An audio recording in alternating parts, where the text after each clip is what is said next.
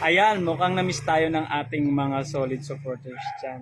Ako ay maglo-logic tayo ulit. Oh. Meron akong 1.5 dito. Pag hindi mo nasagot, ipamimigay ko to. Mamimili tayo ng mga solid supporters natin na mabibigyan nito. Okay. Pero kailangan mo yung may tama mo. Pag may tama mo, sa'yo na to syempre. Ano, game ka ba? Ibigay mo sa akin this time, eh. Ha? Ikaw magtatanong eh. Oh, mukhang na-miss tayo eh. Ang dami nag-aabang kasi ngayon. Ano, game? Game ka ba? Siyempre.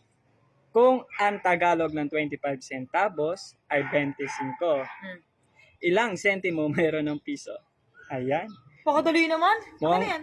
mukhang mahirapan yung mga viewers natin dito. Paano mahirapan? Ang dali lang. Ayan, may 1.5. Pag di mo nasagot to, pipili ako ng mga Ang dali nga lang eh. mananalo at makakahula pala. Ano? Dali lang eh. Ha? Dali lang. Dali lang ano? Hindi talaga itanong mo? Oo. Di apat.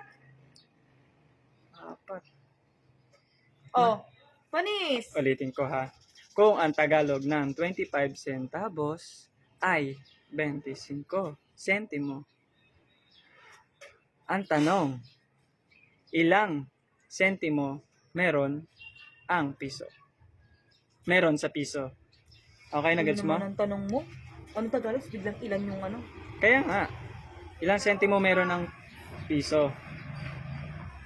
Dalihan mo, saya to. Ilang sentimo meron ng piso? Mamimili tayo sa mga viewers natin Ilang sentimo? na makakatama.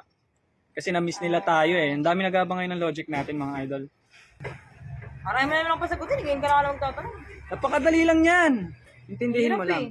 So, ito, kung ang Tagalog ng 25 centavos ay 25 sentimo, ang tanong ko, ilang sentimo meron sa piso? Dapat nga. Apat pa rin talaga sagot mo. Oo. Is that your final answer? Oo. Pasensya. Ikaw yung mali eh. Mali ka talaga. Sorry ah. So, mamimili tayo mga idol.